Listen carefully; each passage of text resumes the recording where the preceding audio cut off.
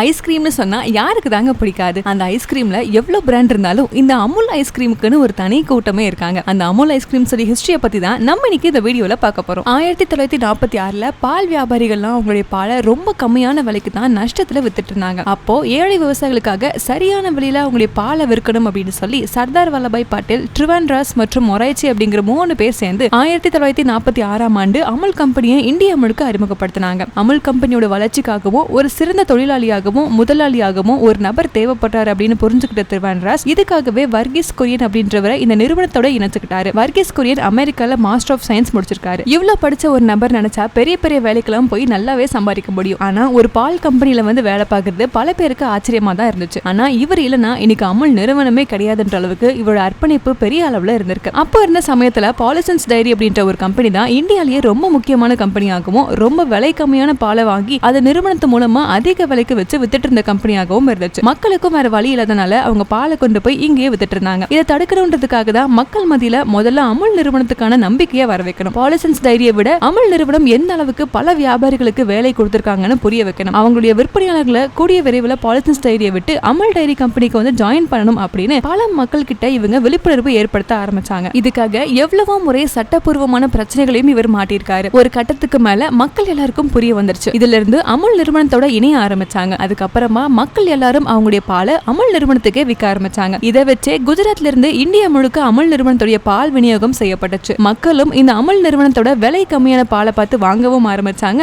அதோட தரத்தை பார்த்து புகழவும் ஆரம்பிச்சாங்க. இதுக்கப்புறமா வர்கீஸ் குரியன் கிராமங்கள்ல ஒரு பிளான்ட் நிறுவ ஆரம்பிச்சாரு. இந்த பிளான்ட் மூலமா பாலை கொண்டு வந்து பாலோட தரத்தை சோதிச்சு அதை தொழிற்சாலைக்கு அனுப்பி வைக்கக்கூடிய வேலையும் நடந்துச்சு. இதனால தரமான ஒரு அமுல் ப்ராடக்ட்ஸ் கிடைச்சது. வியாபாரமும் ரொம்பவே நல்லா போச்சு. அமுல் நிறுவனம் கொஞ்சம் கொஞ்சமா உயர்ந்துட்டு இருந்துச்சு. ஆனா எந்த ஒரு நிறுவனமா இருந்தாலும் சரி, ஒரு சில விஷயங்கள் அவங்கள ரொம்ப பெரிய ஒரு உச்சிக்கு கொண்டு போய் விடும். அந்த வகையில அமுல் கம்பெனி மூலமா அமுல் மில்க் பவுடர் அப்படின்ற ஒரு ப்ராடக்ட்டை லான்ச் பண்ணாங்க. அப்போ இருந்த சமயத்துல பல சயின்டிஸ்ட்கள் எல்லாரும் எருமையோட பால் மூலமா பால் பவுடரை உருவாக்க முடியாது அப்படின்னு தெரிவிச்சாங்க. ஆனா வர்கீஸ் குரியன் இல்ல, அது உண்மை கிடையாது அப்படின்னு நிரூபிக்கிற வகையில எருமையோட பால் மூலமா பால் பவுடரை உருவாக்குனாரு. இதோட ஒரு விளைவா அந்த பால் பவுடர்னால இந்தியா முழுக்க அவரை பத்தி பேசப்பட்டுச்சு. இன்னைக்கும் அமுல் கம்பெனியோட மாஸ்டர் ஆஃப் த ப்ராடக்ட் அப்படின்னா அது இந்த பால் பவுடர் தான். இதை தொடர்ந்து அமுல் கம்பெனி இந்தியால மிக சிறந்த பால் உற்பத்தி நிலையமா மாறுச்சு. அதுக்கப்புறமா வெண்ணெய், நெய், சீஸ், பன்னீர் இந்த மாதிரி பால் சார்ந்த ஏகப்பட்ட பொருட்களை அவங்க உற்பத்தி பண்ணி சேல்ஸ் பண்ண ஆரம்பிச்சாங்க. இன்னைக்கான நிலைமையில 3.6 பில்லியன் நபர்கள் இந்த அமுல் கம்பெனி மூலமா அவங்க பாலை வித்துட்டு இருக்காங்க. வர்கீஸ் குரியனோட இந்த சாதனையை பார்த்து நம்ம கவர்மெண்ட்டும் இவங்களுக்கு பத்மபூஷன் விருதும், கிறிஸ்ரத்னா விருதும்,